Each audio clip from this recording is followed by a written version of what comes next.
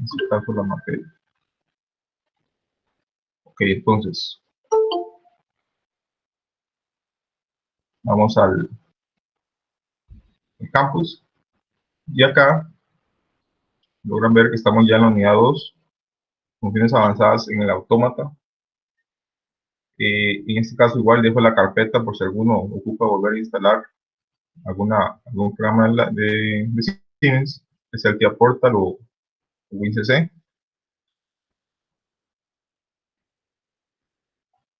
Aquí está lo que vamos a ver hoy, que un poco de esto vimos el cuatri pasado, lo que estuvieron conmigo. Y después aquí les dejo un material de apoyo que es un resumen bastante resumido acerca de lo que es el PLC y el Step 7, la forma en que se trabaja con los PLC Siemens.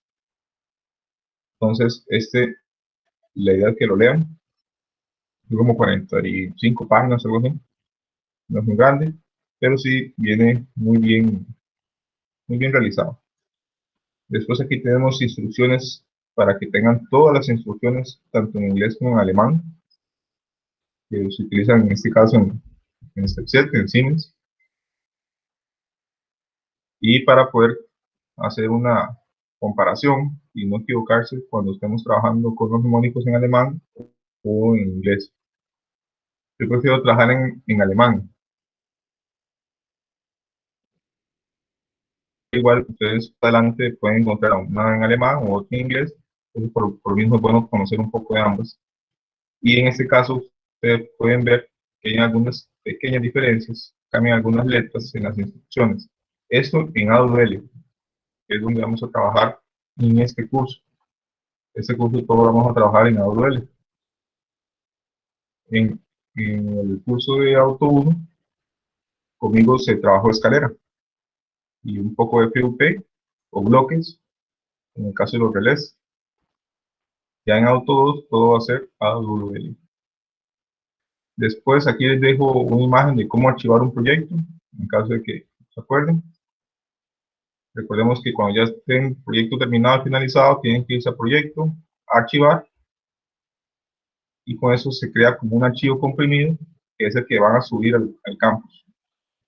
En el caso de querer desarchivar, entonces simplemente van a proyecto, desarchivar, ahí se les abre una pestaña y empiezan a buscar el archivo, y ya lo seleccionan y listo. Entonces se crea un proyecto a partir de ese.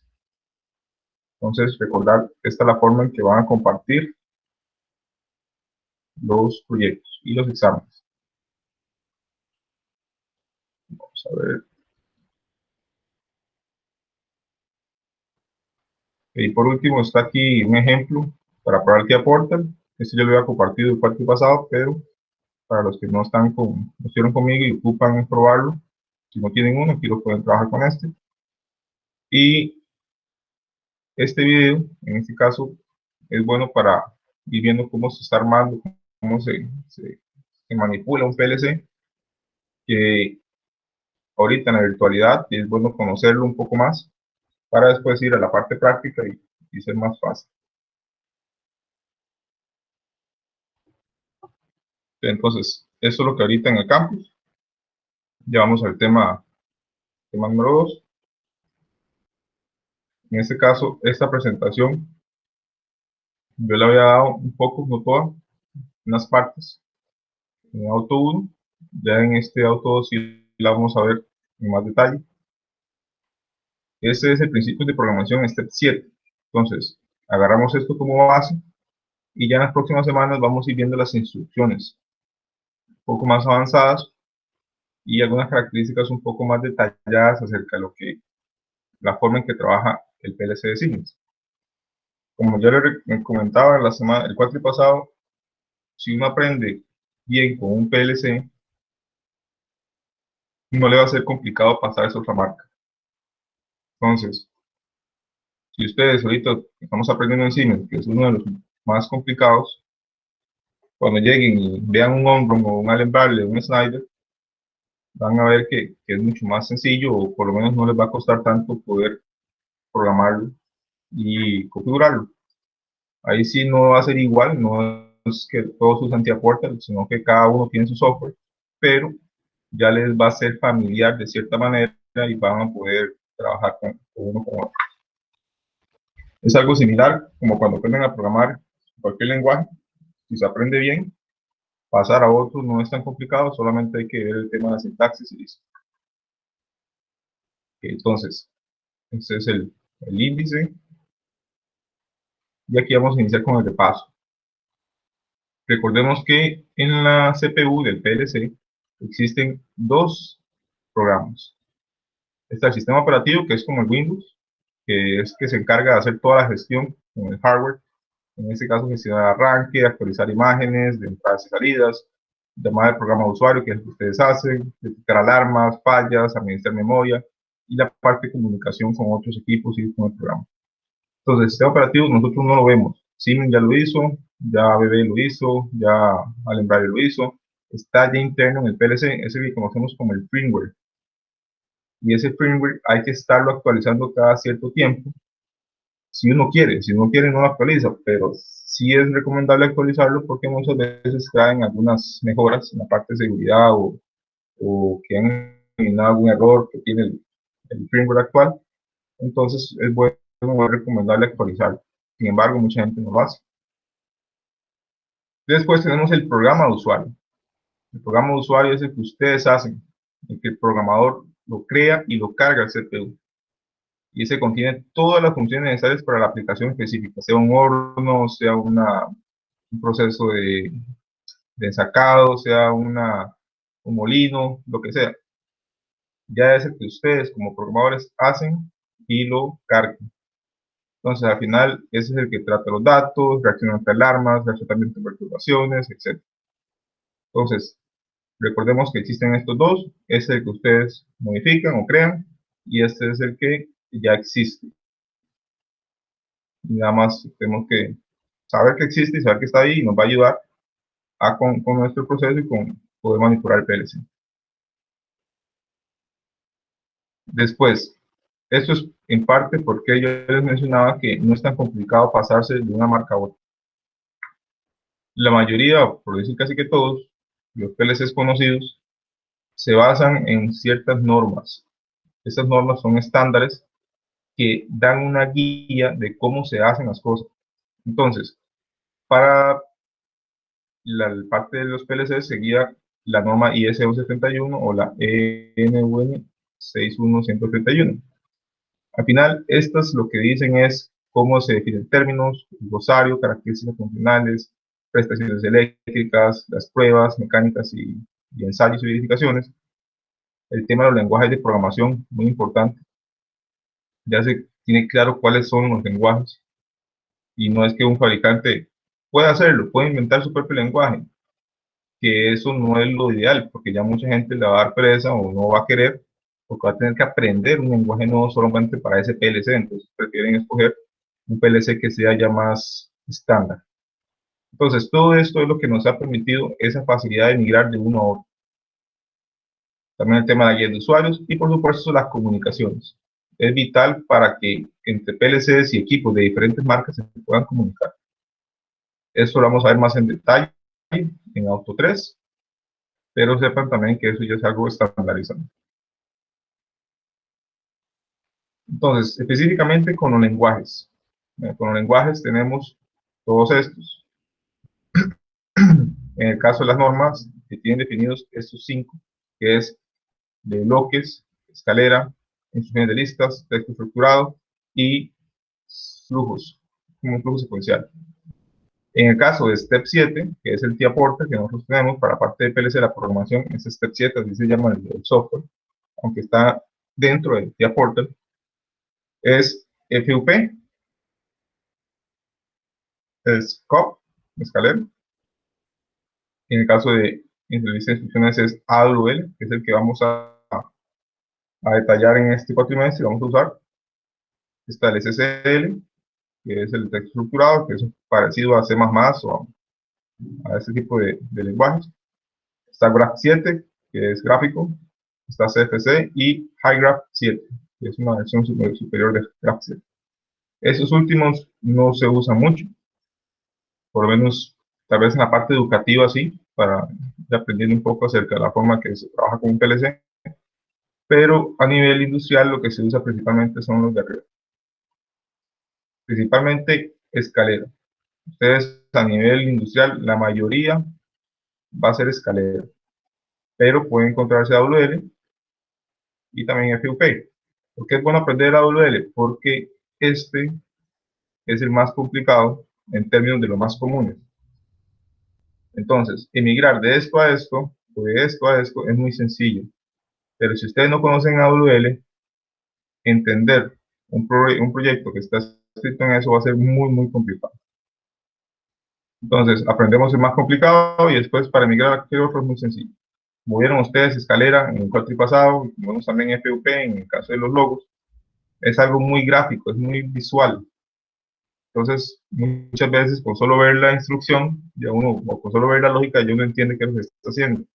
En caso de AWL es un poquito más complicado. Tampoco es imposible ni es muy difícil, ahorita vamos a ver que tampoco es tan difícil, pero sí es un poco más, ahí tiene sus toques. Entonces, hay que llevarlo un poco más al detalle y es lo que vamos a hacer en este curso. Después tenemos lo que es el software. El software del fabricante es como el TIA Portal en el caso de Siemens, es como el Studio 5000 en el caso de Rockwell, el de Orron ahorita no me acuerdo cómo se llamaba, pero es este software que nos ayuda, que nosotros instalamos en nuestras PCs y que nos ayuda a programar y nos ayuda a conectarnos al PLC.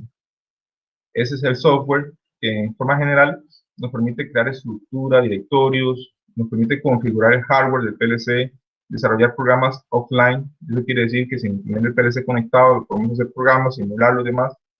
Podemos cargar y descargar programas del PLC cuando nos conectamos a él. Podemos depurar el programa en fase de ejecución sin necesidad de interrumpir la ejecución.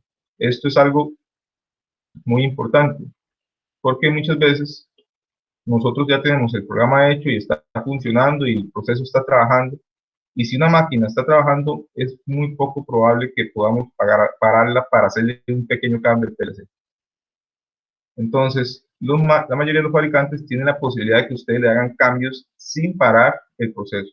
Eso se llaman cambios online.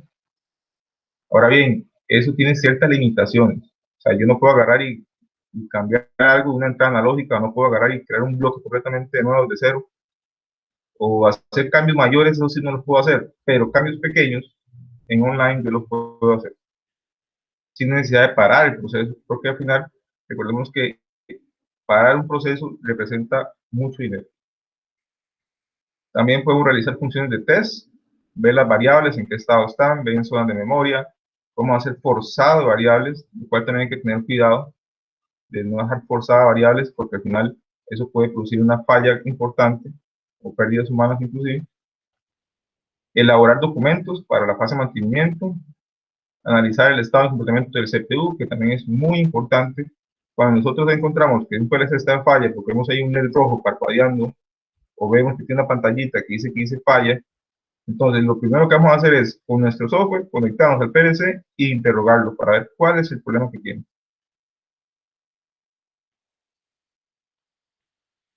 Como vimos antes, el programa de usuario, en este caso los bloques, este 7 nos permite estructurar el programa y eso aporta muchas ventajas. Al poder estructurarlo, al poder ordenarlo, podemos hacer programas que se dividen en bloques, podemos estandarizar secciones individuales, podemos simplificar la organización, podemos modificar, puede realizarse más fácilmente las modificaciones, nos facilita el test, las pruebas, y porque lo podemos hacer por partes, y también simplifica la puesta de servicio, puesta en marcha. ¿Qué es esto estructurar? En forma sencilla es ordenar, es que nuestro programa no sea un gran chorro de instrucciones, todo metido en una sola caja, porque al final encontrar un problema ahí o simplificarlo o entender lo que está ahí va a ser muy complicado. Entonces, lo que se hace es estructurar en cajones partes. Es lo que ya ustedes conocen también en programación como el famoso dividir en ceras, donde agarramos un problema grande y lo dividimos en pequeños problemas que los vamos haciendo independientes, pero al final todos juntos solucionan el problema mayor. Esto es estructural. Y no solo Step 7, en realidad todos todos los lenguajes, todos estos de fabricantes como Allen Bradley, Siemens y demás, todos tienen esto, todos permiten estructurar nuestro programa. ¿Alguna duda hasta acá, jóvenes?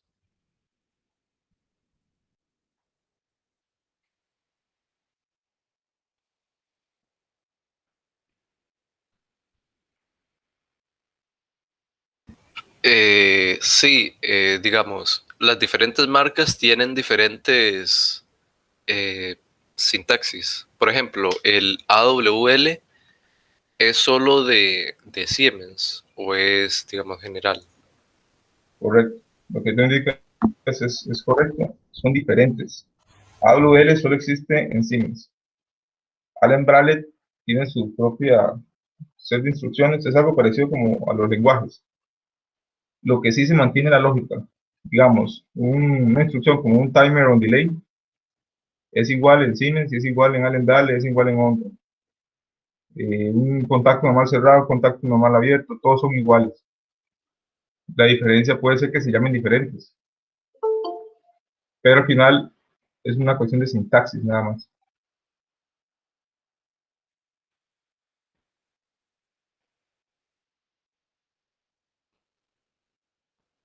¿Ok? Entonces, edición de un programa.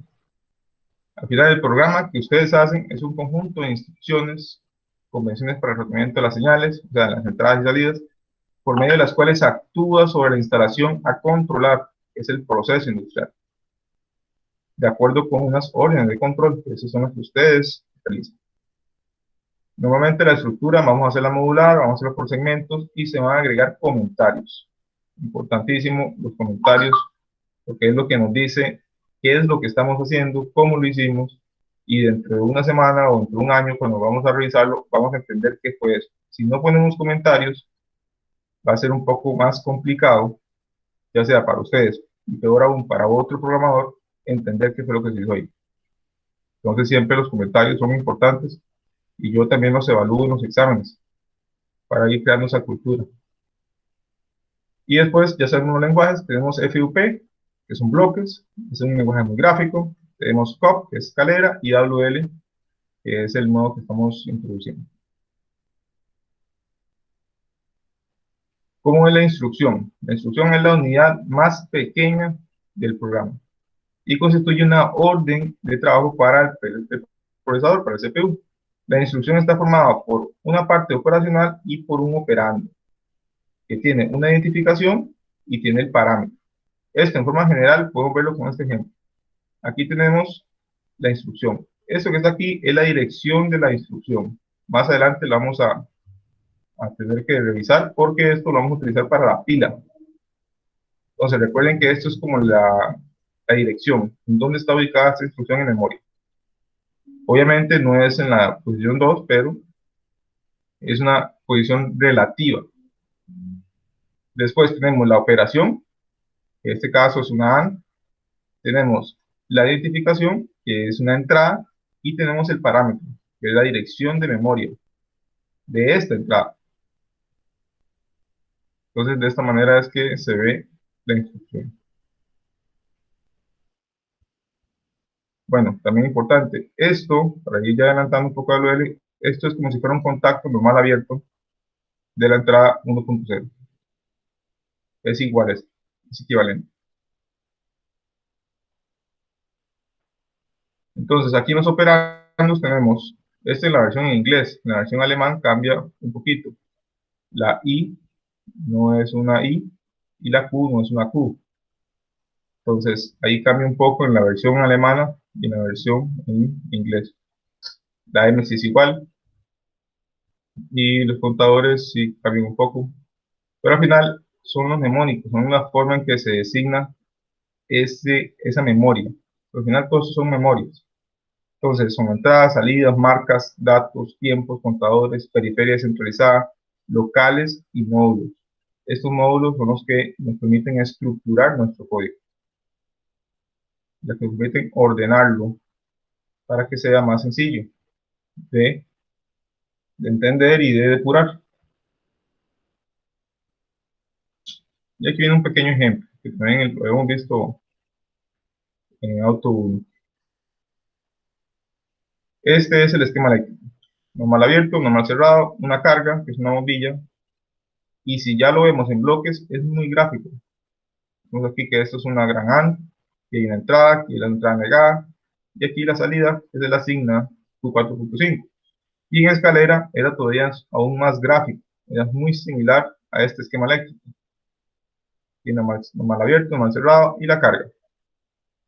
Entonces, en AWL no es tan directo, hay que analizarlo un poquito para saber qué es lo que hace. Ya con la práctica ustedes ven esto y ya saben inmediatamente qué es lo que hace, pero al principio puede ser un poco intimidante, porque uno lo que ve son letras y ceros y unos y letras y números, y entonces al final no queda muy claro, pero al final con un poco de guía ya se queda entendiendo qué es lo que hace. Entonces recordemos que yo les dije antes que esto era un contacto normal abierto. Entonces si yo quiero un contacto normal cerrado, lo que hago es negarla. Entonces sería esto. Entonces aquí es una AND que estoy cargando el valor que tiene la entrada 1.0. Aquí hago una AND, porque recordemos que cuando tengo dos contactos en serie es una AND, cuando tengo dos contactos en paralelo es una OR. Aquí le cargo la AND negada, quiere decir que es un contacto normal cerrado, y esta AND se ejecuta y el resultado se le asigna a Q4.5. Eso es AWL. No sé si hay alguna duda. ¿Quedó claro esa parte?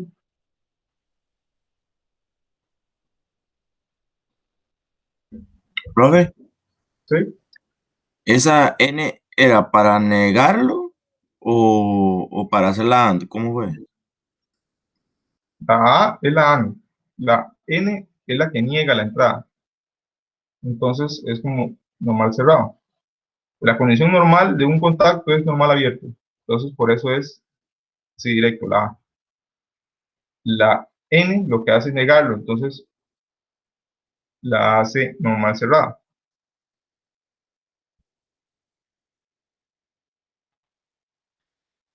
¿Se acuerdan, digamos, ustedes si vemos esto?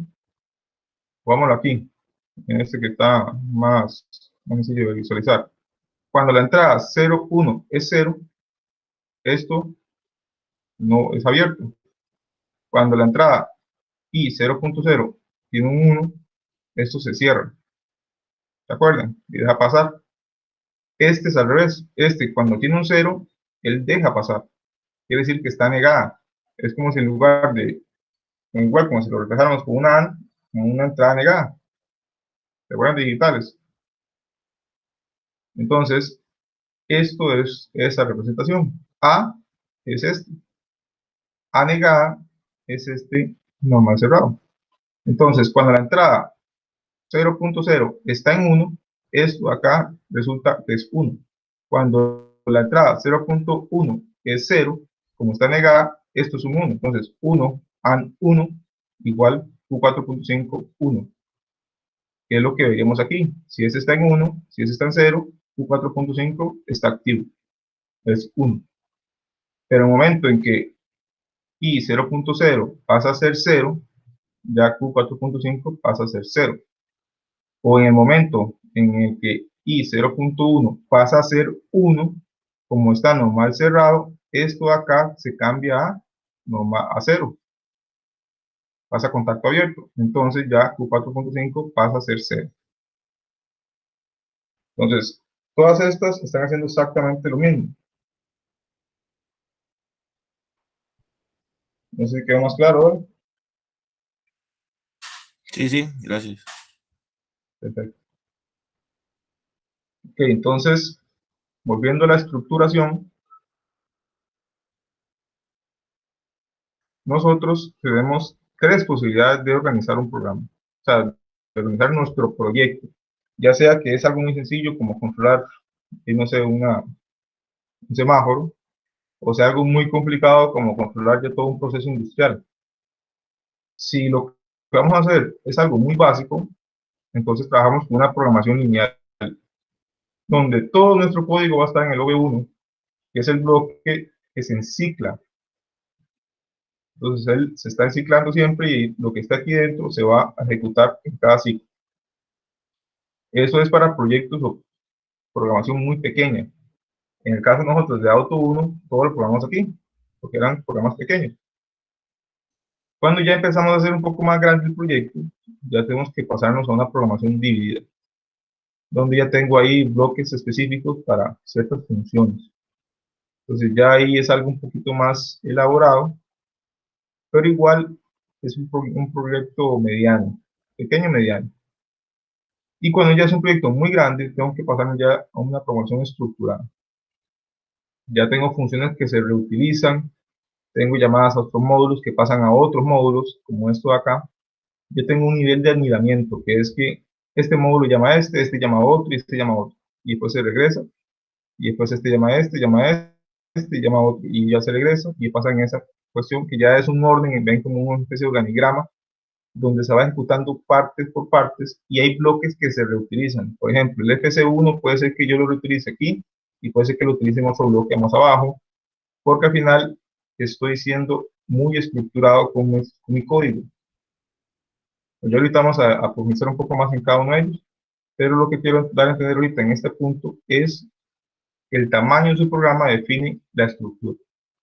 Es un programa pequeño, programación lineal, un programa mediano, puede ser una programación dividida, y si ya es un programa muy grande, vamos a una programación estructurada.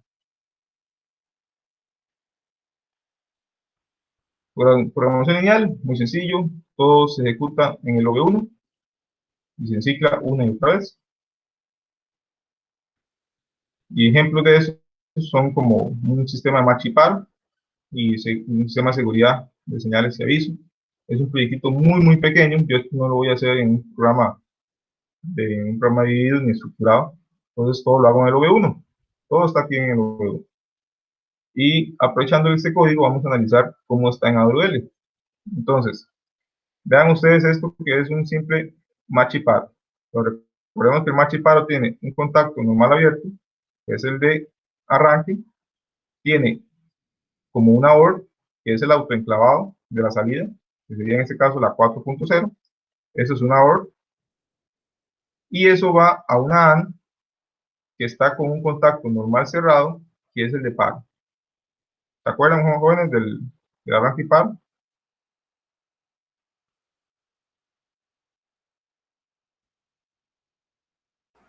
Sí, profe. Profe, claro. Perfecto. Entonces, aquí está el motor, está el match y par del motor, en este de acá. Y aquí está en AWL. Uno viendo este puede sacarlo rápidamente. Viendo este, si no tiene experiencia en AWL, sí le puede costar un poco, porque es un poco más extraño. Pero vamos a ver que es muy sencillo. Aquí tengo una A, que recordemos que la A es una AND. Entonces, quiere decir que lo que aquí resulte, que esté entre paréntesis, se va a hacer una AND con lo que está abajo. Entonces, primero se va a ejecutar lo que está entre paréntesis. Sigue esa prioridad. Entonces, ¿qué está entre paréntesis? Una OR. Aquí está la O, está la O. Entonces, va a agarrar la entrada 0.0 y le va a hacer una OR con la 4.0, que es lo que estamos viendo aquí. El resultado de esto se va a cargar y va a quedar almacenado en esa instrucción. Esta se va a ejecutar con esta de abajo, que es una AND negada de la 1.01, que es el contacto normal cerrado. El resultado de esta AND con esta se va a asignar a 4.0. Entonces, vemos que es exactamente lo mismo que está acá. ¿Lo vieron?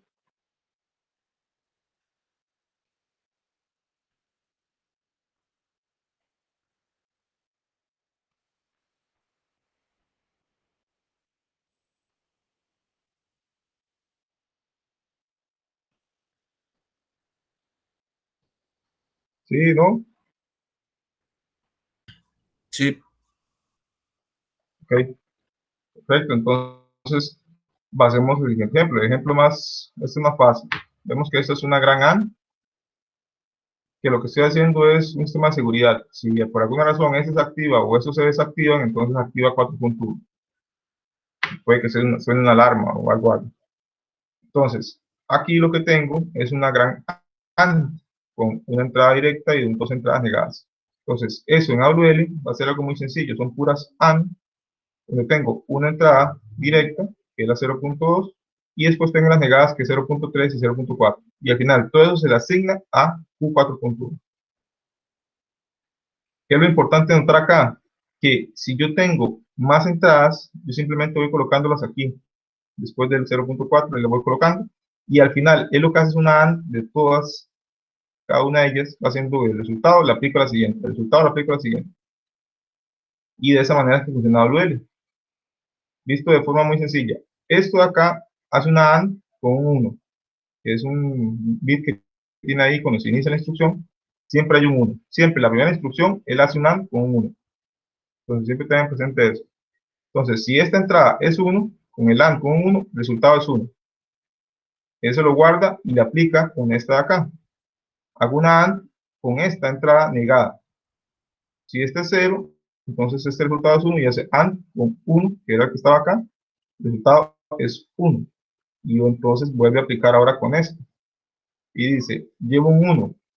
Hago una AND con esta negada de la 0.4. Si 0.4 es 0, como está negada, pasa a ser 1. Hago AND de 1 con 1. Entonces ese es 1. Por lo tanto, Q4.0 le asigno ese resultado y queda como queda como Q4.1 como un 1. Así es como funciona, así es como se va ejecutando la instrucción. En el momento en que cualquiera de estos resultados de 0, como todo eso es una AND, entonces al final Q4.1 va a ser 0. ¿Ok? Entonces, vamos a seguir. La programación lineal, como hablamos, era algo muy básico, por ejemplo, un sistema de llenado de botellas. Vean que este es un proceso pequeñito, entonces no voy a hacer bloques independientes, ni voy a hacer una estructura muy compleja. Todo está en el OV1. Ya la programación dividida es cuando ya tengo diferentes subrutinas ahí y tengo que ir un poco más estructurado. Sin embargo, el proyecto no es tan grande. Y vean que aquí este FC no llama a nadie más, es solo él. Este bloque es solo él, este bloque solo es él y este igual. Entonces ya esta es la programación dividida. Aquí se hacen lo que son llamadas a estos módulos para que se ejecuten y después se retorne al punto donde iba el OV1. La ejecución de un programa dividido es algo muy similar a lo que se hace en digitales o en un microprocesador. Yo voy ejecutando mi programa principal, está en el OV1, y digamos que esta es la instrucción número 100. Entonces aquí hay una llamada a esta subrutina. Entonces llega y dice, ok, hay una llamada. Entonces, este 100, por donde yo iba, guárdenlo en la pila, para recordarme por dónde iba. Se va acá, ejecuta la subrutina, regresa y le pregunta a la pila por dónde iba. Entonces la pila dice, vas por el 100, entonces le devuelve la dirección y él vuelve al punto donde estaba y continúa con las siguientes instrucciones.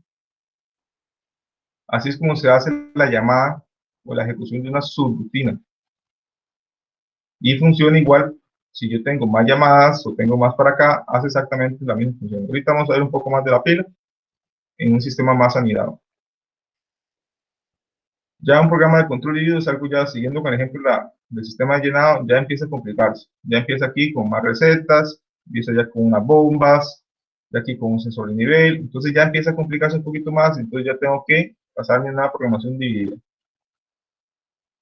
La estructurada, como vimos, ya es que tiene un montón de bloques y yo puedo reutilizar algunos de estos bloques. Entonces vemos que ya no solamente llega acá, sino que él también llama a otros bloques, otras subrutinas. Y todas igual se devuelven al OV1. Y este de aquí está el sistema operativo verificando que todo esto se está ejecutando. Ya una programación estructurada, aquí ya podemos ver un poco más de detalle, pero es muy similar a la anterior. La diferencia es que esta subrutina de motor, por ejemplo, puede ser una subrutina que yo utilice muchas veces, o la reutilice muchas veces. Yo la programo solo una vez, pero puede que yo tenga 20 motores, entonces esto lo voy a llamar 20 veces, y lo voy a crear 20 veces. para cada uno de los motores. Para los que ya tienen alguna experiencia en programación, es como los famosos objetos. Ustedes recordarán que cada objeto tiene sus atributos, sus características. Esto es igual. Yo voy creando 20 objetos, que son 20 motores con sus características, pero solamente hago solamente hago un código, nada más. No tengo que estar creando los 20 códigos para los 20 motores. Y eso es muy importante porque me facilita la tarea. En lugar de hacer 20 veces el mismo código, solo lo hago una vez y simplemente lo estoy reutilizando. Y también, si por alguna razón me equivoqué, solamente lo cambio una vez. En cambio, si lo hice con las 20 veces de código, tengo que cambiarlo 20 veces, porque están 20 veces el código escrito igual.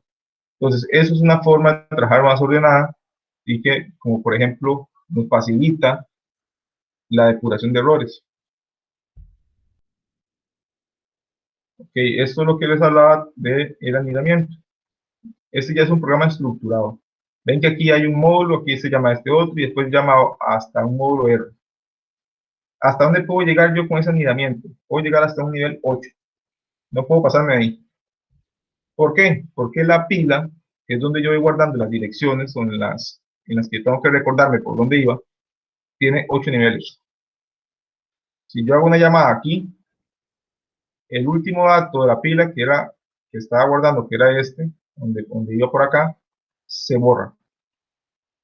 Ya se le cae encima. Entonces ya hay un problema, porque cuando él empieza a retornar, ya no va a saber por dónde iba acá. Y ya el programa falla. Entonces, esto es algo que tener en consideración. Pero muy rara vez vamos a tener que llegar hasta un nivel 8. Normalmente, lo mucho un 3 o 4. Si ya llevamos a más, es mejor que revisemos nuestro programa porque puede que estemos haciendo algo mal. Normalmente no se llega a esos niveles tan altos. Entonces, simplemente es algo que considerar, pero, como repito, normalmente no vamos a llegar hasta acá. Entonces, volviendo al ejemplo de la pila. Digamos, vamos a hacerlo con solo 3, para no ser muy enredado el asunto. Llego en el OV1 y en la línea 100, dice que hay una llamada al módulo 7. Entonces, el sistema operativo agarra y dice, ok, voy por el 100. Agarra ese 100, que es la dirección, y la guarda en la pila. Va y ejecuta el módulo. Va por el módulo A y aquí va por la línea 30 y dice, hay una llamada al módulo 32. Ok, entonces, va a agarrar la dirección que va por la 80, creo que dije. No, por la 30, perdón. Y dice, ok, pila, guárdeme la dirección 30 del módulo 7. Entonces va a la pila y pone la 30. Entonces ahora en la pila tengo la 100 y encima tengo la 30. Y empieza a ejecutar ese módulo. Y digamos que por aquí ya llegó a la dirección 50 y lo llamó otro módulo. Entonces, vuelve a decirle a la pila, guárdeme esta dirección. Entonces, ahora tengo la 50, la 30 y la 100. Cuando termina de ejecutar eso, para no seguir más allá porque esto ya nos enredamos un poco más, ya terminó de ejecutar el último módulo, entonces se regresa y le pregunta a la pila, ¿por dónde iba? Entonces le va a decir, vas por la 50. Entonces, regresa, termina de ejecutar y regresa acá. Dice, ¿por dónde iba? Por la 30. Entonces, le devuelve la dirección y este va por la 30, termina y pregunta, ¿por dónde iba aquí? Por la 100. Entonces ya retorna y otra vez vuelve a continuar con su proceso normal. Y eso se repite cada vez que hay llamadas. Entonces, esa pila, que es la que va almacenando las direcciones, es una pila tipo LIFO. Hay diferentes pilas, hasta la LIFO y la FIFO. ¿Qué significa eso? LIFO es last in, first out. Entonces, la última en entrar es la primera en salir. Entonces, imaginen que es como un estañón que usted le va metiendo papeles. Entonces, el último papel que ustedes le metieron es el primero que va a salir. En cambio, la pila FIFO, que es first in, first out, es como una especie de túnel. El primero que entra es el primero que sale en el túnel. Entonces, simplemente es conceptos generales para que ellos tengan presentes de cómo es que trabaja esto de la pila. Ok, división tecnológica de un programa. De aquí empieza a ponerse un poco más con los FBs y con las debidas instancias. Ahorita vamos a ver más en detalle eso. Aquí lo que quiero que vean es el FC50, que es de un motor, de un accionamiento. Vean que él está siendo llamado por dos bloques diferentes. Esto es lo que hablamos de la reutilización de los módulos.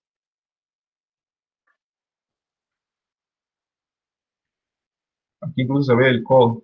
Aquí va el tren, bueno, aquí el programa principal, y aquí hay un code, un FB10, que es este.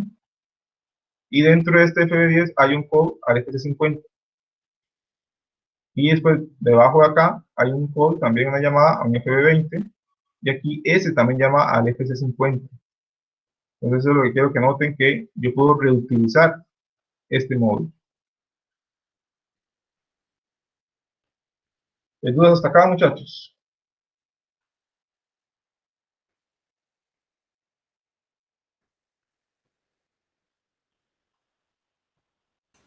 Hasta el momento no, profe. Perfecto. Ok, entonces, vamos a los módulos de programa. Los módulos de programa son los que nos permiten organizarnos. Entonces, existen todos estos que están acá.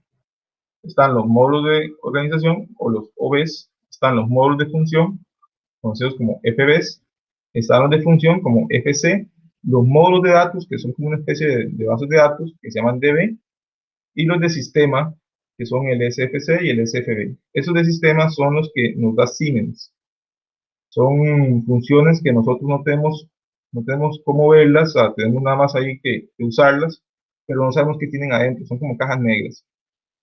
Y son funciones principalmente matemáticas, como la función seno, la función de raíz cuadrada, sistema parte para comunicación con otros PLCs, son esos bloques que son de función de sistema.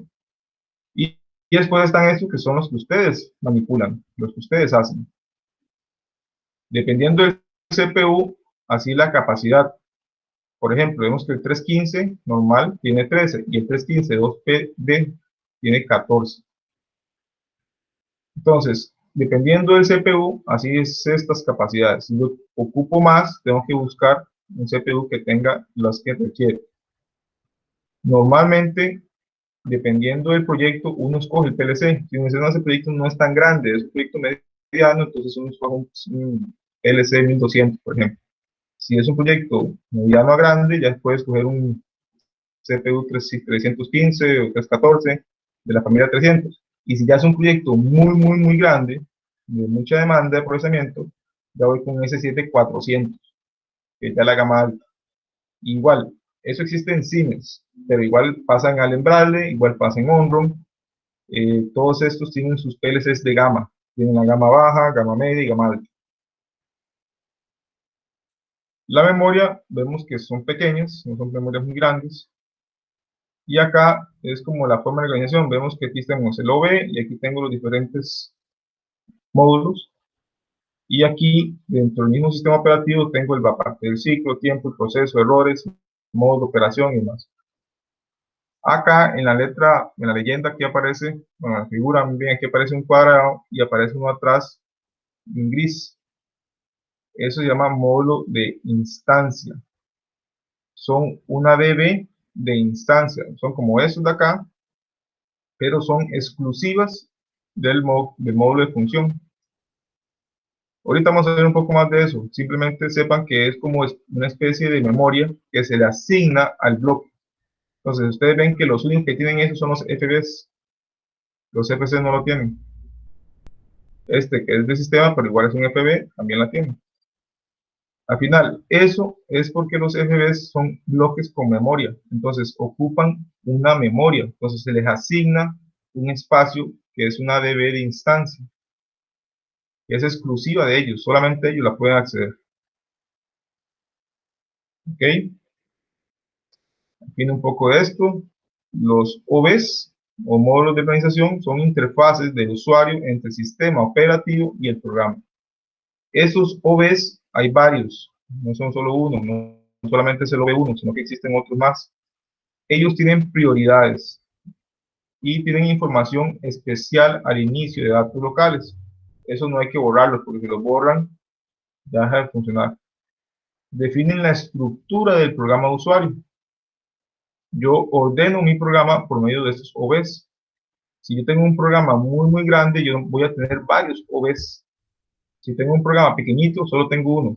Y si tengo un programa mediano, puede que tenga un OB y el resto sean puros FCs y FBs. así como también puede que utilice otro OV. Los módulos de función, los FB, son módulos con memoria que pueden programar el usuario, son parametrizables, tienen retentiva, y los FCs son funciones frecuentes que no tienen memoria, y el retorno simplemente dan un valor y ustedes guardan ese valor en alguna otra variable. Normalmente los FCs son funciones matemáticas o funciones booleanas que ustedes están reutilizando cada cierto tiempo. Entonces yo creo una función FC porque la voy a reutilizar, pero al final lo que ella recibe son entradas y da un valor, no almacena nada. Y después están los módulos de datos, que eran los DBs, que antes mencionaba, que es como una especie de base de datos. Que imagínense que fuera como una especie de tabla de Excel, donde yo tengo mis variables y tengo los valores. Y esos datos ahí se van guardando, de acuerdo a cada variable, se van almacenando. Existen dos tipos. Existen las DB globales, que todo el mundo tiene acceso, son generales, es que todo el mundo puede verlas. Y están las DB de instancia, que antes mencionaba, que solamente el módulo que la creó tiene acceso, nadie más. Tenemos los SFCs y los SFBs, que son propios del sistema operativo, son los que nos dan Siemens para funciones muy especiales. Y esos también tienen unas SDBs que también son de sistema. Nosotros no tenemos acceso a ellos, simplemente están ahí. Y pero es bueno conocer que existen.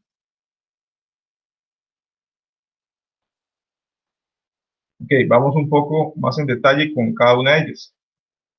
Los OVs son los que mencionamos antes, son los bloques de organización, y esos controlan principalmente el procesamiento cíclico, el procesamiento por alarmas, el procesamiento de arranque y el tratamiento de errores.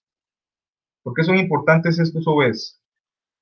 Porque es la forma en que Siemens trabaja, que si pasa una falla, él se va a ir a ejecutar el OV de error.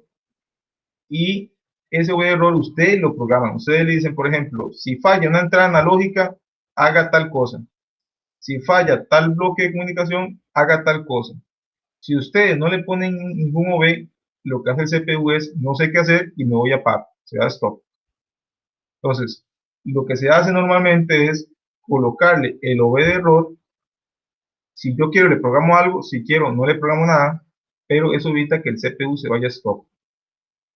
Eso lo vamos a ver con más detalles en unos ejemplos más adelante, donde vamos a cargar esos OV de error, pero es bueno que sepan por qué lo estamos haciendo.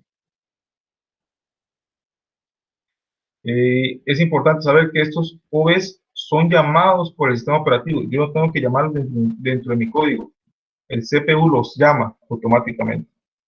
Lo que yo tengo que llamar son a los FBs y a los FCs. Son los únicos que yo puedo llamar dentro de mis OVs. Pero un OV nunca lo voy a llamar. Simplemente ellos se ejecutan de forma automática de acuerdo a las priorizaciones y de acuerdo a lo que se haya presentado y el sistema operativo que se encarga de hacer eso. Estos son algunos ejemplos de OVs. El OV1, que ya ustedes lo han trabajado, es el de ciclo libre, es el que siempre se está ejecutando una y otra vez ahí. Pero también tengo otros, como el de alarmas horarias, de retardo, alarmas cíclicas, alarmas de proceso, entre otros. Y aquí están los de errores que mencionaba, errores de redundancia, errores asíncronos, de ciclo no prioritario, errores de arranque, perdón, esto es para arranque, y errores síncronos. ¿Qué son estos de arranque? El OV100 al OV102. Esos de arranques es cuando yo quiero hacer algo que el PLC haga únicamente durante el arranque. Ya una vez que se ha arrancado, ya que está operando, nunca más se vuelve a ejecutar hasta que se vuelva a apagar o se ponga stop y se vuelva a poner en run. Es en el único momento donde este OV se utiliza. ¿Y qué es lo que yo programo ahí? Normalmente lo que yo coloco ahí son consignas iniciales, o que vaya, o que haga una posición inicial, o que por ejemplo haga que el pistón se ponga en la posición inicial, o que haga que el servo se ponga en la posición inicial, cosas de ese tipo. Es donde se hace acá en el OV100. No siempre se utiliza. Ahí vamos a ver que no siempre se utiliza, pero existe la opción. Igual, por ejemplo, alarmas horarias. Si yo quisiera que todos los días a mediodía activara la sirena para que se dé la gente cuenta que ya es hora de almorzar, entonces yo puedo con el OV10 lo ajusto a que al mediodía active una salida que es la sirena por tanto tiempo y se apaga. Y eso lo va a hacer siempre al mediodía, porque es una alarma horaria. Si hago alarmas de retardo, es cuando yo quiero que una bomba se mantenga, por ejemplo, 20 minutos ahí trabajando y después se apague. Entonces, esas son alarmas de horario, de retardo. Alarmas cíclicas, cuando yo quiero, por ejemplo, que cada 30 minutos él tome una medición y la almacene en una DB. Entonces, yo puedo hacer que con esta OV30, él haga eso cada 30 minutos, o cada hora y media, lo que yo le asigne, él lo puede ir ejecutando. Entonces, estas son las funciones de estas OVs. Y aquí están las prioridades. La mayor prioridad es la más alta. La menor es la menos prioritaria. Ok, esto ya lo vimos. Es simplemente un sistema cíclico. Y ya aquí es cuando pasan ciertas cosas. Por ejemplo, aquí tengo el sistema operativo. Está constantemente verificando si hay una alarma o si hay algún error. Y aquí en mi programa principal yo voy a ejecutar esas condiciones. Por ejemplo, se da una alarma, entonces él hace una interrupción y ejecuta el programa de alarma. ¿Cuál es ese programa de alarma? El OV que yo haya configurado. Y si igual se da un error, da igual, sale una interrupción y voy al OV de errores. Lo ejecuta, lo que esté ahí. Si no hay nada, simplemente va y lo regresa. Y así es como trabaja esta relación entre el sistema operativo y los OVs. Esto es, ya lo vimos. Y eso también.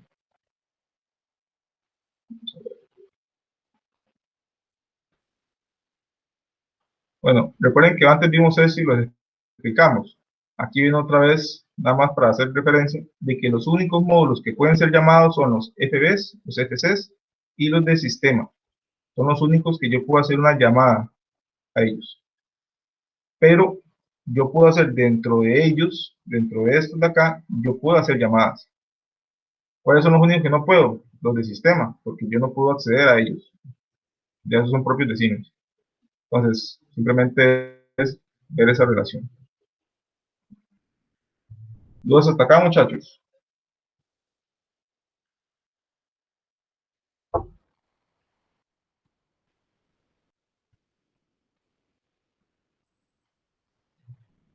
Bien. ¿Ok? Entonces, sigamos. Fases de ejecución cíclica. Esto es algo importante de conocer de cómo es que trabaja el tema de la lectura de entradas analógicas, o lectura de entradas más bien, y cómo asigna las salidas. Es por medio de la ejecución cíclica. El CPU, el PLC, lo que hace es primero inicia contando el tiempo. Es como una especie de cronómetro. Él llega y mide tiempo, después agarra y lee los valores o escribe en las salidas, lee las entradas, ya con las entradas ejecuta el programa de usuario, y ya cuando termina eso, carga borra módulos, recibe y envía datos globales, y termina el tiempo de ciclo para el cronómetro. Y él verifica que ese tiempo que desde acá hasta acá, ¿cuánto fue? Si ese tiempo está por debajo del límite, todo perfecto, no pasa nada. Pero si ese tiempo no llegó o sobrepasó el tiempo límite, es ya error. ¿Qué quiere decir eso? Que algo pasó aquí, que él duró más de la cuenta. Y él está midiendo ese tiempo. Él lo mide aquí. Entonces, aquí lo vemos en estos diagramas de tiempo, donde el tiempo de ciclo se vigila. Pero también es importante saber que no siempre es igual.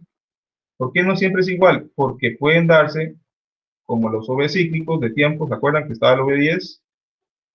Entonces, este de acá va a ser un tiempo mayor que el del siguiente ciclo, donde no se ejecutó el OV10. Entonces, estos tiempos de ciclo no son iguales, son diferentes, pero se miden, se vigilan, porque puede pasar que algo acá en mi programa se encicle y ya eso genera un problema, porque no puedo esperar que mi PLC se encicle en un bucle infinito, porque eso genera un problema serio en mi proceso. Entonces, él está vigilando ese ciclo y yo le configuro esos datos del ciclo máximo, de cuánto es el máximo que puede durar, si en caso le pasa que hay algún error, alguna falla, yo eso lo configuro en mi parte de propiedades del CPU. Aquí viene otro ejemplo. Vemos que aquí yo tengo el tiempo de ciclo real, que es este de acá, es el normal, pero aquí pasó que se dieron un montón de OVs, OV40, OV10, OV90, estas son de alarmas y demás, esos de tiempos, y me alargó más el tiempo. Entonces, vean que aún así no sobrepasó el tiempo máximo, que es este.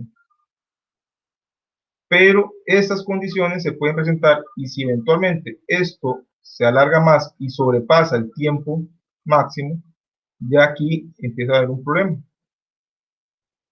Esto yo lo veo, todos estos tiempos yo los veo en las propiedades del PLC y se llaman tiempos de ciclo, periodos de ciclo y es igual, todos los PLC lo tienen. Por lo menos lo que yo conozco, todos lo tienen. Entonces, esto es algo que tener en cuenta de la vigilancia del ciclo. Para los que ya llevaron el curso de microcontroladores, se acordarán de que existe el perro guardián, el watchdog timer. ¿Ya llevaron microcontroladores ustedes, jóvenes? Ya no.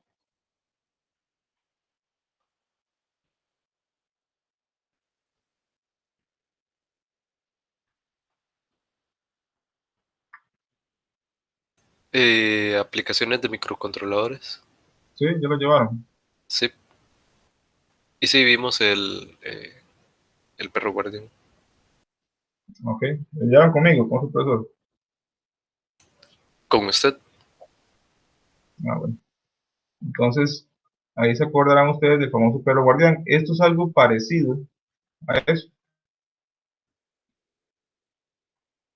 Ok, entonces seguimos con los FCs.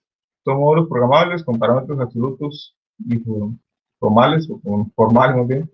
Es un módulo lógico sin memoria. Eso es lo que hablamos antes. Él no tiene memoria. Entonces, ¿para qué lo uso? Principalmente para funciones matemáticas y para combinación lógica. Vamos, por ejemplo, que yo tenga que hacer una operación matemática muchas veces en diferentes partes de mi programa. Entonces, en lugar de yo hacerla las n cantidad de veces, hago un FC y coloco ahí la función matemática y simplemente cuando la ocupo, lo llamo. Así es como funciona. Las FBs sí tienen memoria. Y por eso es que tenemos la DB de instancia. Esa DB de instancia es como que ustedes la agregaran una base de datos a ese FB, un bloque de memoria a ese FB, y ese dato nunca se pierde y está asociada directamente al FB. Entonces yo puedo guardar ahí, puedo hacer operaciones y en el siguiente ciclo los datos van a seguir ahí, no se van a perder. Entonces, ¿cuándo yo uso los FBs? Cuando tengo ya funciones más complejas de uso frecuente. Cuando ya es algo más complicado, que requiero que se almacene datos y que quiero que en el siguiente ciclo esos datos pueda seguir haciendo operaciones con ellos, entonces ocupo una memoria. Y por eso entonces utilizo un FB. Esto es lo que hablamos de la instancia. Los FBs y DB de instancia. Siempre que hay un FB, va a haber un DB de instancia. A cada vez que yo lo llamo, creo un DB. Entonces, por ejemplo, aquí existe el FB20 que se llama motor. Este DB de instancia se ejecuta con diferentes valores para los parámetros con cada DB de instancia. ¿Qué significa eso? Que yo puedo crear un FB motor. Ese FB motor es una vez que yo cree el código, nada más. Pero si yo tengo, por ejemplo, 20 motores, yo lo que hago es llamar a este FB y le asigno un DB. El DB sí no puede ser el mismo, los DB son diferentes. Por ejemplo, yo puedo agregar un DB para el motor 2 que sea el 202. Para el motor 1 va a ser, por ejemplo, el 201. Para el motor 3 va a ser el 203. Aunque el FB, lo que está dentro del código va a ser igual, cada DB va a almacenar un motor. Esto es lo interesante de eso. Entonces, para el motor 2, todos sus datos van a estar en el DB202. Para el motor 3, todos sus datos van a estar en el DB203. ¿Cuáles pueden ser esos datos? Por ejemplo, las veces que ha arrancado, a qué revoluciones es el motor, a qué hora y qué fecha, el tiempo de que estaba funcionando el motor, entre otros. Esos son datos específicos de cada motor. Por lo tanto, tienen que guardarse de forma independiente. Y para eso son los DB de instancia.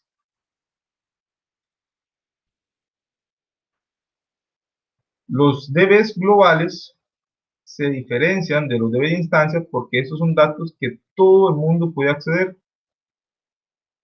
Entonces, cualquier FB, cualquier FC, cualquier OB puede leer y escribir datos en un DB global.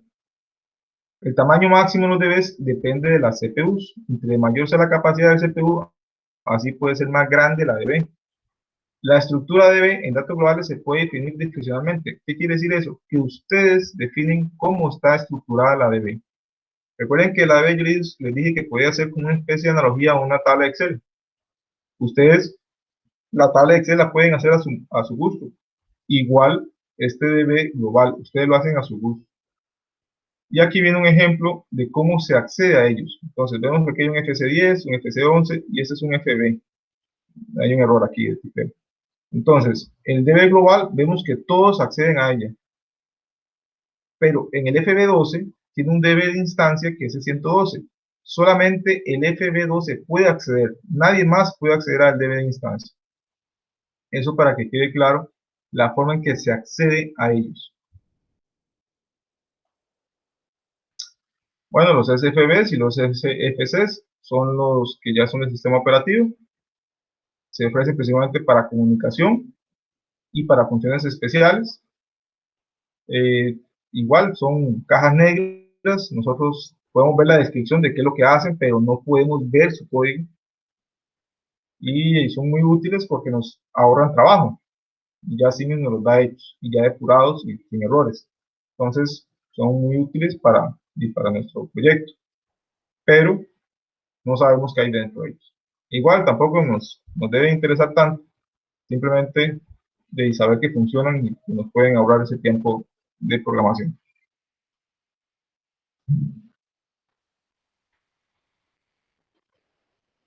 La memoria, en el caso de los PLCs, tiene una memoria, un bloque de memoria de datos, ¿verdad? No de programa. Son diferentes la memoria de programa de la memoria de datos, igual que en el PIC, en el computador. La memoria de datos es pequeña, son como 8 kilobytes, y igual se almacena en este formato de 8 bits. Entonces, la forma en que yo accedo a esta memoria típicamente es con las marcas, en este caso con la M. Si yo quiero, por ejemplo, la M0.0, que es un bit booleano, entonces sería este de acá.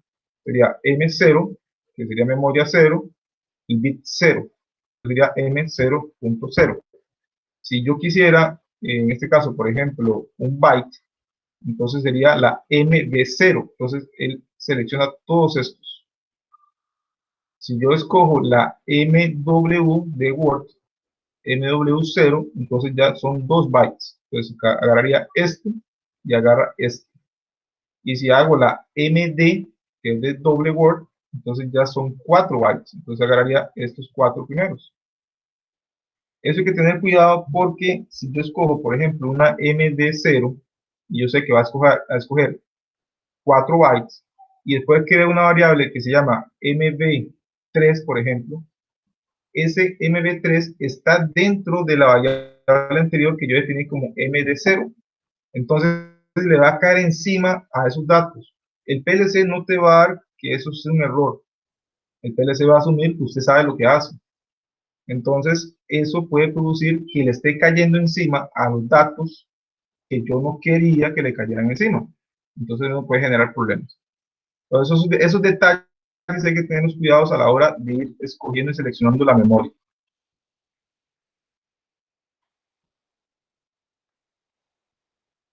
¿Hay alguna duda, muchachos, hasta acá?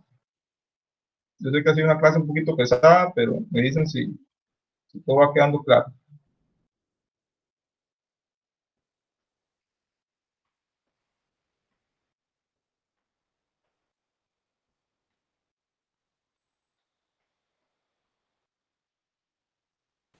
Sí, sí, profe, a mí me queda claro.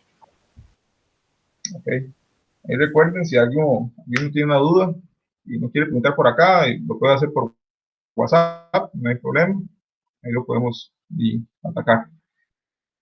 Siguiendo con esto, para ir ya terminando, tenemos lo que son las llamadas a los módulos. Recordemos que no los podemos llamar a los FCs, a los FBs, a los SFBs y a los SFCs. ¿Cómo los llamamos? Lo llamamos, en el caso de AWL, con la instrucción call. Ponemos el nombre y el DB asociado, el DB de instancia. Y después colocamos los parámetros que él recibe, que son las entradas y así como también la salida donde la va a almacenar. Entonces, en este caso vemos que es la forma en que se hace en AWL. En FUP es un poco más visual. Vemos aquí como un gran bloque, aquí el DB de instancia, aquí el nombre, y aquí las entradas y las salidas. Es igual, digamos, al final van a ser exactamente lo mismo, la diferencia es la forma en que lo estamos invocando. Simplemente tener en consideración que cada módulo, esta es la estructura, tiene una cabecera, que son de 36 bytes. Aquí yo puedo crear datos temporales, puedo ver las entradas, puedo ver las salidas. Esto normalmente no se hace mucho, no se manipula mucho. Después está el cuerpo, que es la que ustedes ya trabajan. Y después está una interfase y una descripción breve, que es donde se pone ahí algún mensaje que uno quiera explicar qué es lo que hace ese módulo. Ya este de aquí es el mismo ejemplo que estábamos viendo del sistema mezclado, pero vemos que ya se complicó un poco más. Ya ahora tiene una selección de tanque, tiene más sensores, tiene más un sistema adicional de mezcladora. Entonces ya aquí empieza a complicarse el asunto y ya una programación estructurada es la solución. Entonces ya la dividida se me queda corta y la lineal, por supuesto, ya no sería recomendable realizarla de esa manera. Entonces ya entra la estructura. Eso es lo que ya vimos antes, el procesamiento cíclico, que inicia. En este caso vemos aquí, da un poquito más de detalle. Recuerden que el OV100 era el que se ejecuta únicamente durante el arranque. Entonces aquí lo vemos que inicia únicamente cuando se da la conexión de la alimentación. También cuando pasamos de stop a run, se da este modo de arranque. Entonces, esto se ejecuta una única vez y después ya se encicla y pasa arrancando desde aquí. El inicio del control de ciclo, que es donde iniciamos con el perro guardián, lectura de entradas analógicas y se actualiza la tabla de imagen de entradas, ejecuta el programa y después actualiza la imagen de salida y vuelve al inicio. Entonces, ese es el procedimiento cíclico del programa. Y esto es muy común, independientemente de la marca, todos los fabricantes hacen esto, ya sea que la escritura la dejan para el final, algunas veces la ponen al inicio, eso depende, pero normalmente siempre van a hacer algo similar a eso. Esto me interesa que quede claro, no es algo vital para que ustedes trabajen en el programa, pero sí es importante conocer. La imagen del proceso, la imagen de entradas y salidas, ¿cómo es que funciona eso?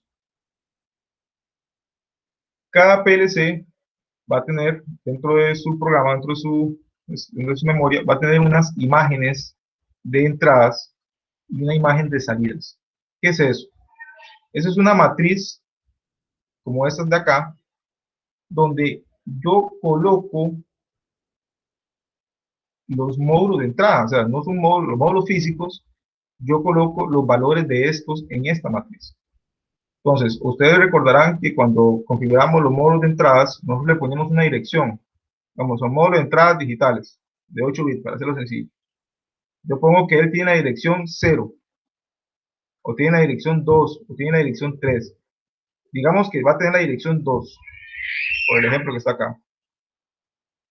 Entonces, ese se va a ubicar acá.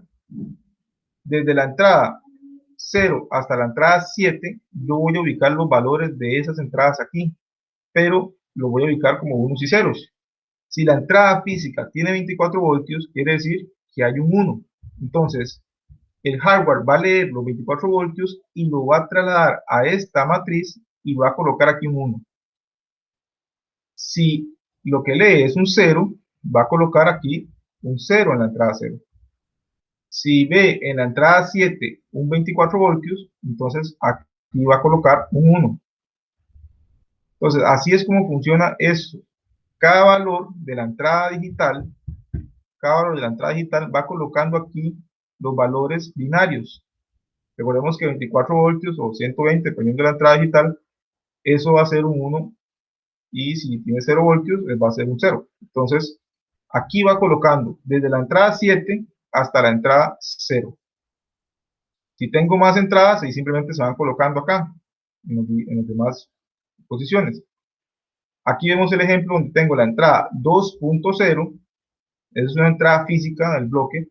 Él lo que lee no es directamente al módulo de entrada, sino que lo que él va a leer es la tabla de imágenes de entradas.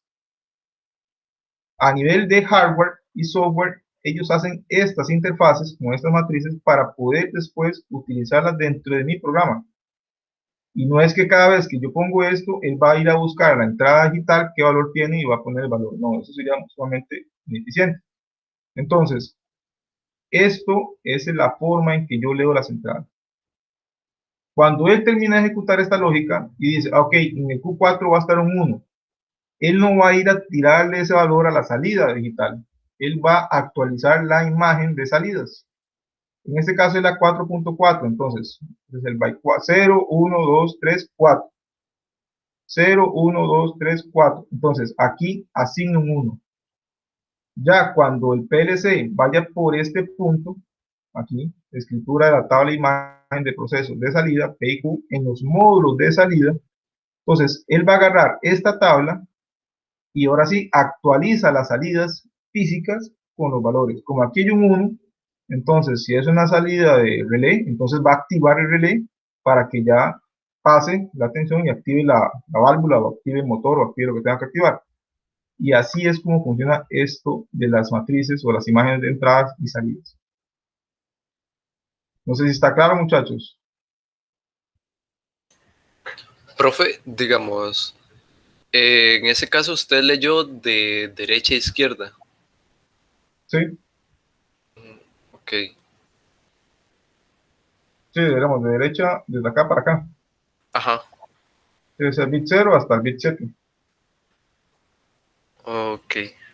Y aquí el bit 0 hasta que tenga la cantidad de memoria que tenga disponible.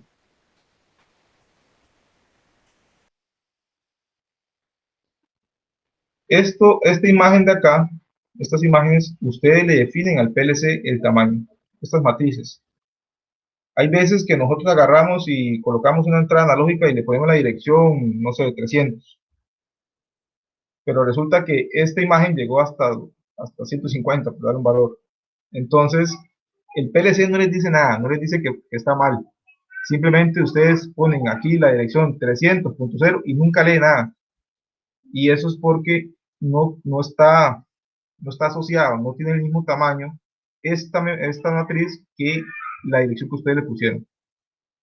Entonces, son cosillas que hay que tener cuidado, porque a veces nos pasan que colocamos un módulo de entradas y decimos 500.0 y ese no existe acá. Muchas veces por default está hasta 256.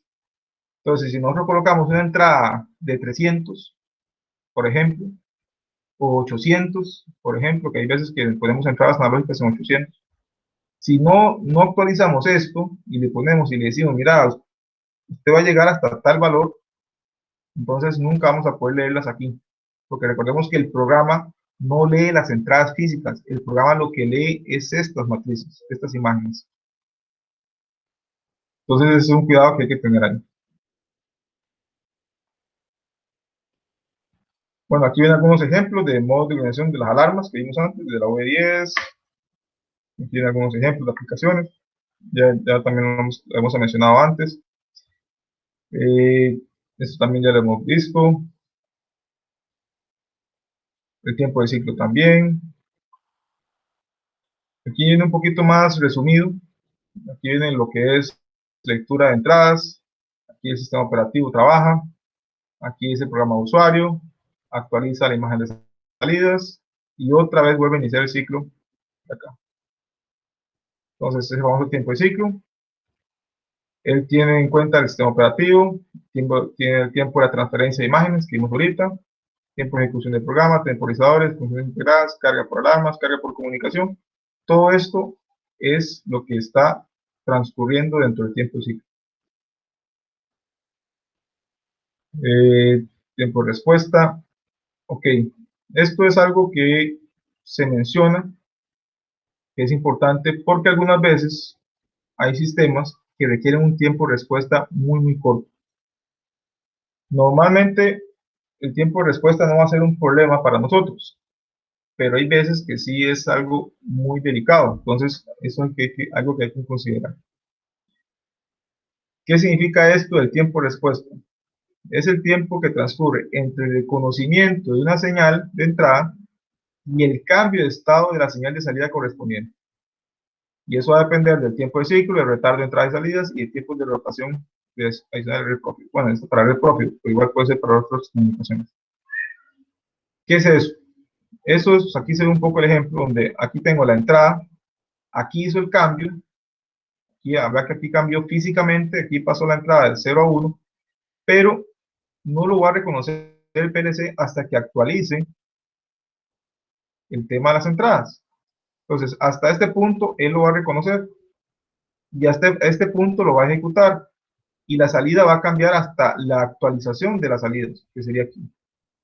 Entonces, todo esto de acá es el tiempo de reacción, que normalmente va a ser de unos milisegundos. Entonces, no es algo que para la mayoría de los procesos, no es algo que afecte. Pero puede darse el caso, que por aquí venía más abajo,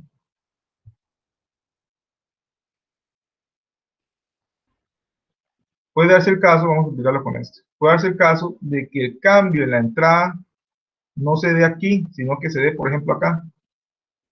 Entonces, va a tener que pasar hasta este ciclo para que él reconozca esa entrada.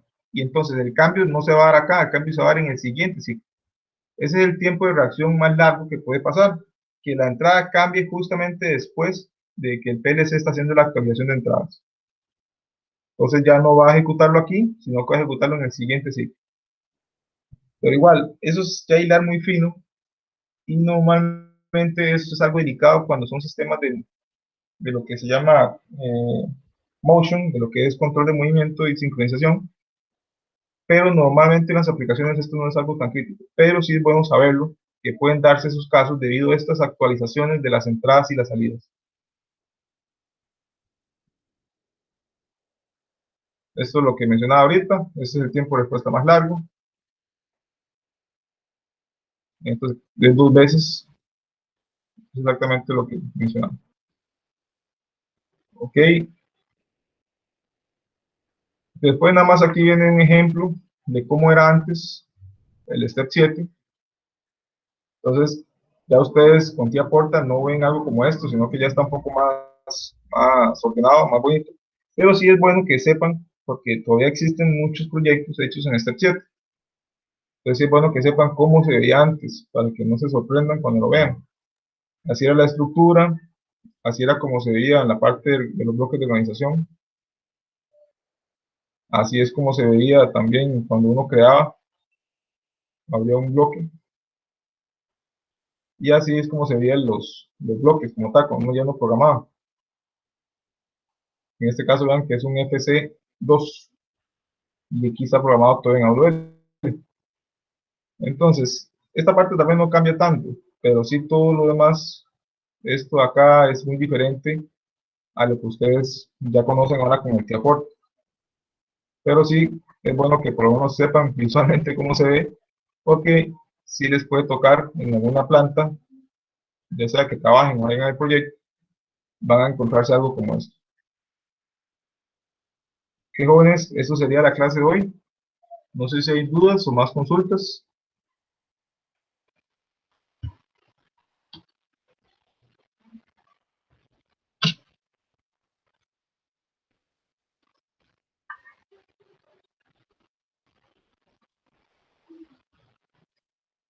Ok, estamos claros con los temas. Recordar que la idea es que ahora vayan a leerse el material de apoyo para complementar, y el video de las partes del PLC para terminar con la clase de hoy.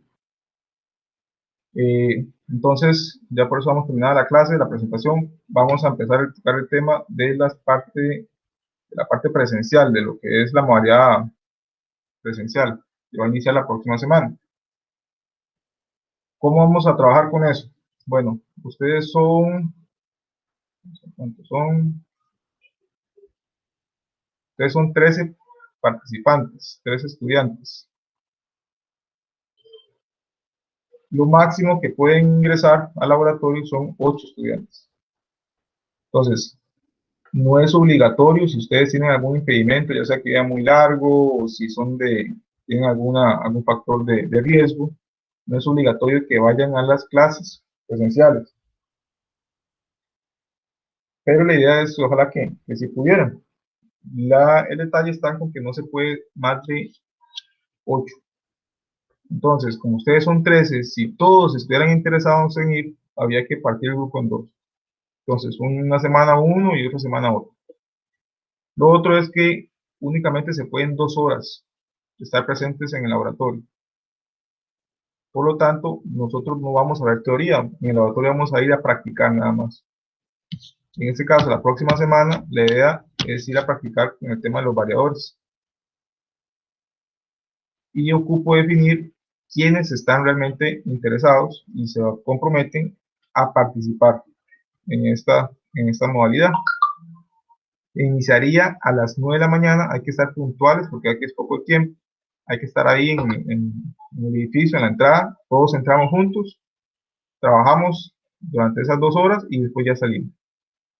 Entonces sería de 9 a 11. Esta modalidad virtual, aunque las presentaciones y deberías se mantendrían, podría ser que se hagan en un horario, digamos, en este caso yo grabaría el video y haría la explicación y ustedes me harían consultas por WhatsApp para manejarlo, porque igual sería complicado hacerlo y de forma remota, porque son muy pocas las horas, somos de 8 a 9, yo estaría dirigiéndome hacia la universidad y después de 11 a 12 estaría regresando. Entonces no se podría hacer esa conexión. Igual ustedes estarían viajando, entonces no se podría hacer esa conexión. Habría que hacerla síncrona.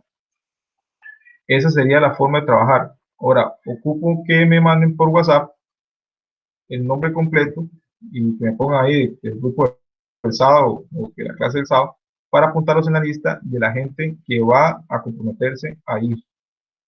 Es importante que sean conscientes de que si se comprometen es porque realmente van a asistir. Obviamente hay casos de casos, puede ser que se les presente una situación especial y no puedan ir. En ese caso simplemente me avisan, pero sí que asistan a la mayoría de las clases. No vamos a ir todos los sábados, sino que vamos a ir en algunos momentos para hacer una práctica específica, porque igual hay que acomodarla muy bien y hay que planificarla muy bien. Entonces ocupo que todos ya tengan, en este caso, la teoría clara, que hayan visto los videos, para ir a llegar a practicar y ser lo más eficiente posible. Entonces no sé si hay alguna duda o consulta.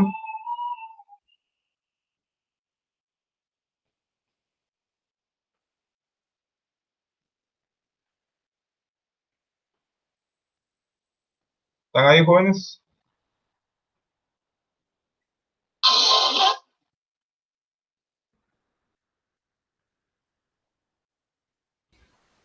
Sí, profe. Jay, yo no tengo dudas sobre esto. Ok. Entonces, ¿qué haremos así? Mándenme un mensaje por WhatsApp con su nombre completo, los que estarían interesados para ya ir levantando la lista, y el próximo sábado entonces si van, ojalá que vayan varios, vamos Profe, entonces a hacer con esa modalidad. ¿Sí? es que, por ejemplo, a mí me gustaría asistir a clases, ¿verdad? En el laboratorio, obviamente, porque ahí es donde se aprende. Lo que pasa es que, me queda complicado porque yo vivo casi 3 horas de Punta Arenas. Sí, correcto. Digamos, a razón de los laboratorios, no hay forma de que uno pueda generar los laboratorios digamos, si usamos TIA Portal o algo así. No, por supuesto, vamos, sí, se va a mantener la virtualidad y los exámenes, por ejemplo, y los proyectos van a ser todos con los simuladores. Lo que vamos a ir a hacer allá al laboratorio es práctica, nada más. Pero si ya por temas de distancia, por temas económicos y temas ya se comprende que no todos van a poder asistir. Por eso tampoco es obligatorio. Ya, si usted me dice que vive en Punta Arenas y no quiere ir por pereza, ya es otra cosa. Ya eso es, ya no es que no quiera aprender, ¿verdad? No quiere aprovechar el recurso. Pero ya, si es porque vive muy largo y demás, sí es entendible. Ok, profe, gracias. Una consulta rápida, profe. Digamos, en las prácticas que haríamos en el laboratorio, ¿usted subiría, no sé, como las instrucciones también al campus para que los que no puedan ir lo hagan con simuladores? Es que no se pueden hacer con simuladores. O sea, lo que vamos a ir a hacer a campo es trabajar la parte física. Es tocar los Conexiones. cables, conexiones, configurar un variador a pie, ponerlo a funcionar. Entonces, con los simuladores se hace lo que tenga la disponibilidad del simulador, como el alcance, pero a la parte física no se puede simular, solo con realidad virtual. Pero no me llegaba a eso. Está bien, profe. Profe, y Sí. dices que los proyectos van con simulador igual, no es parte física, no es necesario ir al laboratorio como para poder realizar el proyecto, una cuestión así. Es correcto. Es virtual, los proyectos y exámenes. Ok, gracias. ¿Listo? Profe, otra consulta. Bueno, en este curso estoy leyendo ahí que es la conexión, bueno, de HDMI, pero digamos, Ajá. a razón de ser en el simulador, en ese caso, ¿cómo hace uno para estar, digamos, seguro de que uno puede hacer la conexión con el módulo? Con el otro, no el HMI, el otro es ajá, ya se me olvidó. El variador. El variador. Ajá. Con simuladores no se puede, por lo menos con los que yo conozco, no se puede hacer esa simulación. O sea, está el simulador independiente del variador, pero yo no puedo conectar ese simulador con el TIA, por ejemplo.